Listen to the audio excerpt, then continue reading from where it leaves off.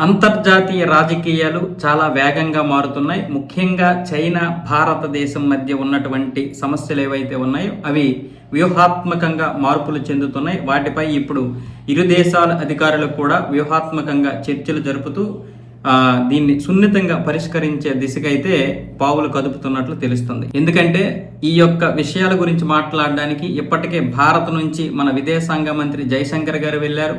అలాగే అజిత్ దోవల్ గారు కూడా వెళ్ళారు. అలాగే చైనా నుంచి కూడా కొంతమంది మంత్రులు భారతదేశంలో పర్యటన చేయడం జరిగింది. అయితే మళ్ళీ ఇప్పుడు నరేంద్ర మోదీ గారు కూడా ఆగస్టు 31 సెప్టెంబర్ 1వ తారీఖున అక్కడ షాంఘై సహకార సంఘ సదస్సుకు అయితే వెళ్ళబోతున్నారు.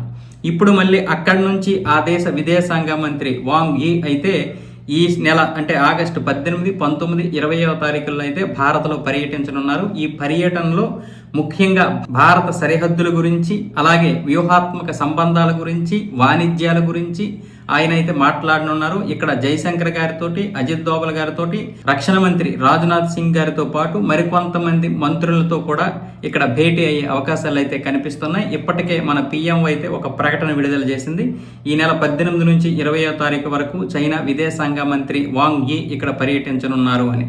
2020లో జరిగినటువంటి గలహాన్లో ఈ ఘర్షణలతో భారత్ చైనా మధ్య దూరం పెరిగింది. ఆ తర్వాత ఏమొచ్చేసి కోవిడ్, అలా రకరకాలుగా రెండు దేశాల నుంచి దూరం పెరిగిన తర్వాత మళ్ళీ ఇప్పుడు అంతర్జాతీయ రాజకీయాలు మారుతున్నటువంటి పరిస్థితుల్లో ఇప్పుడు దక్షిణాసియా అంతా కూడా ఒక్కటవ్వాలని ప్రయత్నాలు చేస్తుంది. అందుకే ఇప్పుడు రష్యా, భారత్, చైనా ఈ మూడు ఒక కూటమిగా ఏర్పడితే బ్రిక్స్ లాంటి కూటమికి కూడా బలం చేకూరుతుంది. అలాగే పాశ్చాత్య దేశాలను కూడా ఎదుర్కోవడానికి ఇది ఒక మంచి కూటమిగా భావిస్తున్నారు.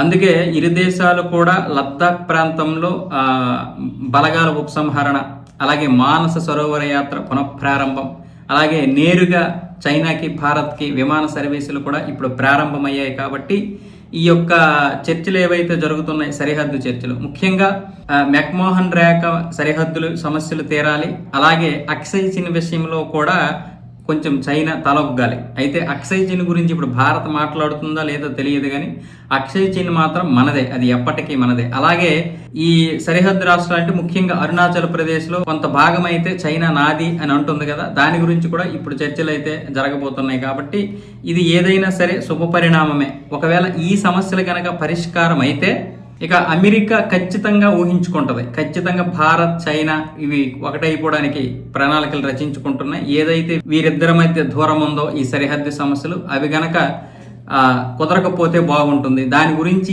ఏం చేయాలి? ఎందుకంటే ఇప్పటి వరకు చైనాని, భారత్ని దూరం పెట్టడానికి ఇవే ప్రధాన కారణం. కాబట్టి ఖచ్చితంగా ఈ సమస్యలు ఉన్నంత వరకు ఆ రెండు దేశాలు కలవు అని అనుకుంటాడు ట్రంప్ లాంటి. కానీ ఇప్పుడు ఈ సమస్యలు కూడా పరిష్కారం అయిపోతే ఇక దబిడిదిబిడే.